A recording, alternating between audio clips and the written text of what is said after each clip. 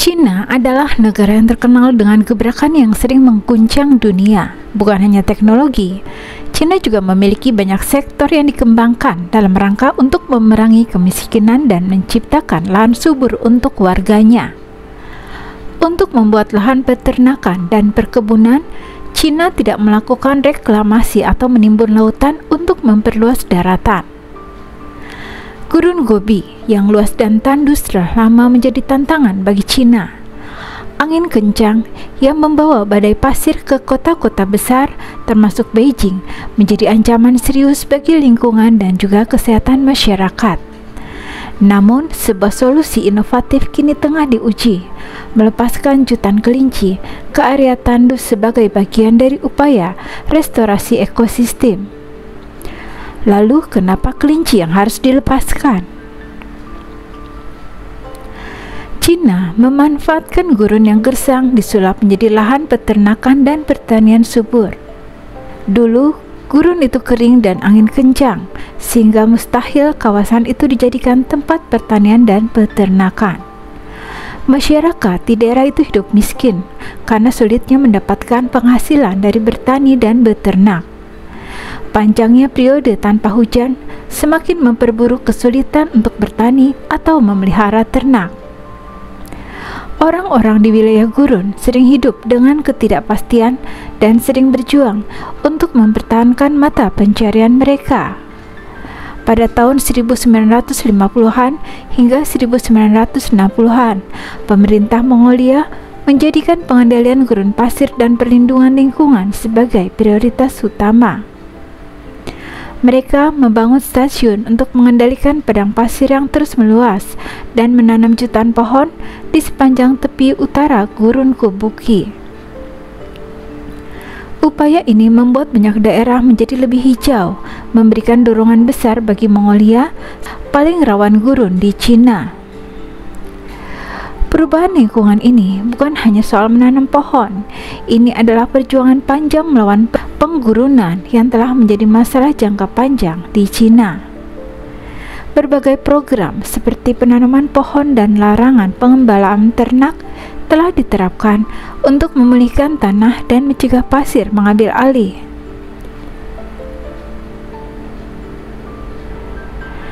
Sekarang, 59 juta hektar hutan telah terbangun dan 45% lahan tertutup padang rumput yang tertinggi sejak tahun 1990.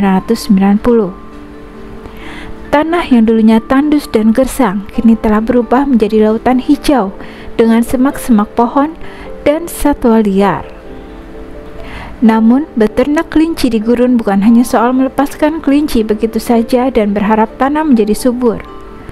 Transformasi ini dimulai oleh seorang pengusaha lokal yang memiliki visi besar. Ia membeli bibit pohon willow yang tahan kekeringan dan tumbuh baik di kondisi gurun.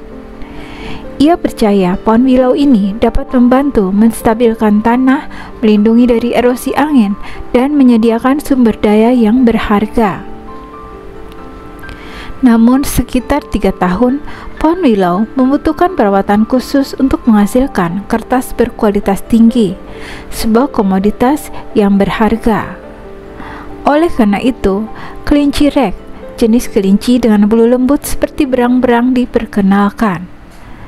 Kelinci ini suka menggali tanah dan kotorannya juga membantu menyuburkan tanah. Kelinci ini tidak memakan biji-bijian. Mereka dapat memperbaiki lingkungan padang pasir dan bulu kelinci rek juga dapat digunakan untuk pembangunan ekonomi. Industri peternakan kelinci di Gurun Kubuki tidak hanya memberikan mata pencarian bagi ribuan petani dan penggembala setempat, tapi juga mengubah kehidupan ekonomi mereka secara signifikan. Hasil penjualan kelinci dan produk turunannya seperti bulu untuk pakaian, daging untuk makanan yang berkualitas tinggi, bahkan ekskresi untuk pupuk organik telah memberikan pendapatan yang stabil bagi masyarakat sekitar. Selain itu, kelinci rek memiliki tingkat reproduksi yang sangat tinggi, membuatnya menjadi pilihan ideal untuk beternak dalam skala besar di gurun yang sulit. Transformasi lingkungan yang paling mencolok terjadi di daerah Fenghuang, bagian barat Mongolia, dalam gurun Kubuki. Kelinci ini menyukai tunas willow dan mulai memakannya. Meskipun pohon willow terus tumbuh dan akarnya menstabilkan pasir, sisa batang dari makanan kelinci sangat berguna membuat papan partikel dan kertas.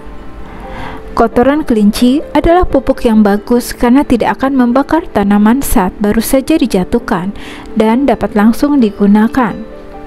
Rupanya, mereka berencana membuat hutan di area itu atau vegetasi rumput untuk menahan tanah di tempatnya. Secara bertahap, gurun yang berpasir berubah menjadi tanah subur, dan seiring berjalannya waktu, para peternak mulai menanam tanaman seperti sayuran di rumah kaca besar. Kombinasi pohon willow, kelinci, dan teknik pertanian berkelanjutan perlahan-lahan mengubah gurun menjadi lahan subur. Selain itu, kebiasaan pencernaan kelinci juga memainkan peran penting. Kelinci memakan rumput, tetapi biji-biji yang tidak tercerna akan tumbuh menjadi tanaman baru. Semakin banyak rumput berarti semakin sedikit pasir, dan siklus itu terus berlanjut. Alam dibantu oleh kelinci bekerja dengan sempurna.